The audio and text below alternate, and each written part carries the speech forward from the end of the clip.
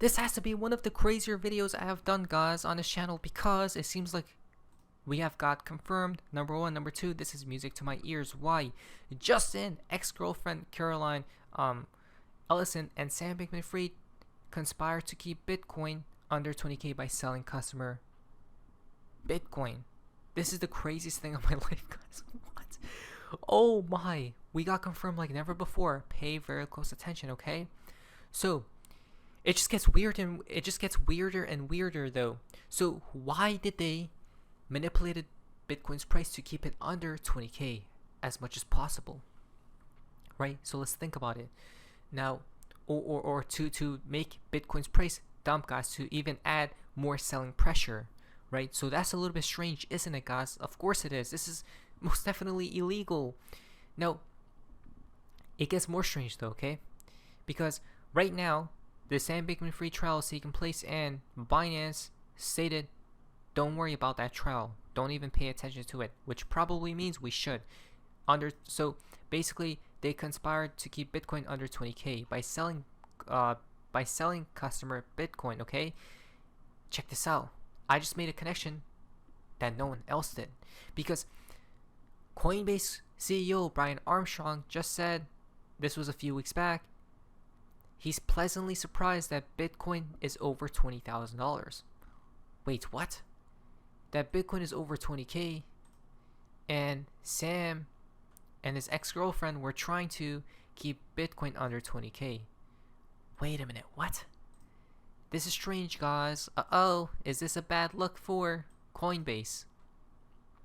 First things first, I don't know why the CEO of Coinbase, guys, was pleasantly surprised that Bitcoin was over 20K, right? Or is over 20K.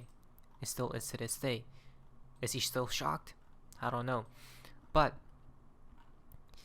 that's number one that I found very strange, guys. Number two is market manipulation exists. Now do you guys see? Now do you guys see? This person right here is exposing the truth, guys, right? People are getting eaten up. Imagine what my boy CZ is doing with Binance. Your Honor, we all make mistakes, right? Not to mention, I suspect that this kind of manipulation extends beyond Bitcoin and FTX. But wait a minute. If they want to keep these crypto prices to the downside, right, or add more selling pressure, what about to the upside and manipulate and prop it up to the upside, guys? We can't make this stuff up. Tether, USDT, where are you at? Where are you? So if they can manipulate it down to the downside, why not up? They have been, right? And remember, when we talk about FTX, guys, look at this. Tom Brady failed FTX sponsorship, right?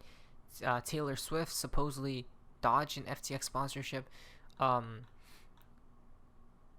don't know, guys, but this is just crazy, right? Kevin O'Leary was a part of it as well. Big sporting events, part of it, right? So FTX was a huge deal, guys, of major proportions, right, in the space, and it fooled everyone. So what if Binance stays, because everyone starts targeting Binance, guys, but what if Coinbase collapses at one point in time? We never know, right? Because everyone thought FTX was good to go because of the sponsorships. Coinbase, have you ever imagined them failing? No, no one has in their entire life except maybe us, right? There's definitely a chance at the end of the day. No. So basically, they were trying to artificially suppress Bitcoin's price below 20K, right? Appearing in FTX's criminal fraud trial on Wednesday, Ellison said Sam Bankman-Fried directed Alameda to dump Bitcoin acquired from FTX customer funds to stabilize prices. This is the craziest thing. They were selling your Bitcoin, guys, onto the market, right? Your customer, your funds, if you were into that FTX space. Again, this is so shady, guys. Imagine what other crypto exchanges are doing. I'm just throwing it out there. Not financial advice at the end of the day. You guys can do whatever, but I do have a ledger feeling downstream. So you probably want to remove your coins from centralized exchanges, number one, and put them into a decentralized. And you hold the keys, guys, right? At the end. She even admitted to improperly using customer deposits. Come on, right? Wow, she even further testified that Sam Bankman-Fried ordered Alameda to aggressively buy and sell the native FTX token FTT to defend its peg when prices dropped. Of course, guys, this is what CZ's probably doing. It has been. CZ has been doing this, guys, right? He's been propping up because if it goes below a certain price, it's game over for that BNB token. Guys, this has to be the craziest thing, right? Again, truth will come forth into light. Which year? 2023. We're not making this stuff up, and it keeps going on. It keeps adding on and piling on until it erupts. Caroline Ellison of FTX admits that Sam Bankman-Fried bribed Chinese officials with $100 million to unfreeze their assets, purposely tried to scam Saudi investors in the final days of FTX. Wow, so they're going ballistic, right? Intentionally tried to sig regulators on Binance to destroy his competition, and it's only lunchtime. Wait a minute. Wow.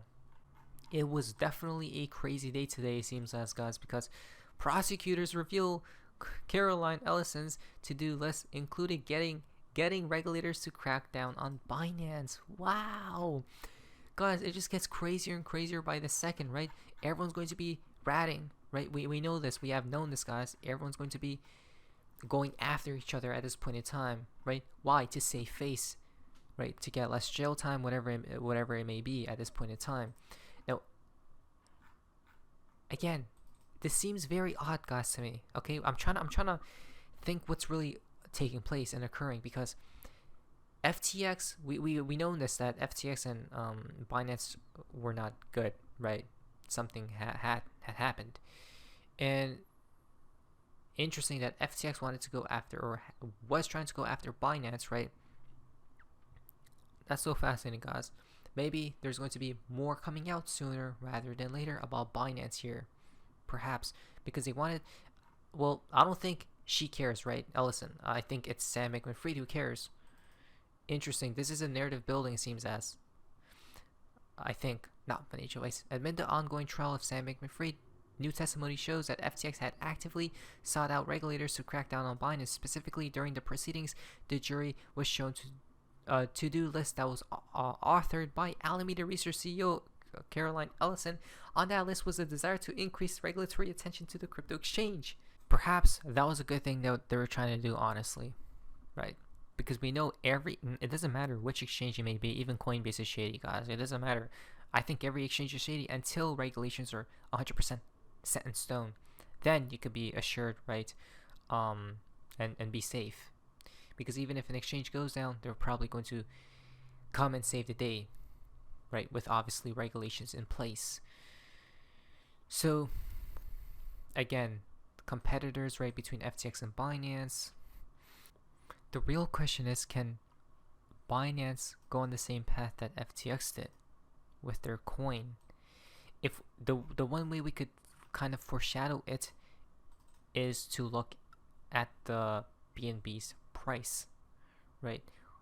If it's dumping heavily, guys, out of nowhere, then you know the whales are exiting easily. Not financial advice, but Binance CEO, other company leaders at risk of Brazil indictment after crypto probe.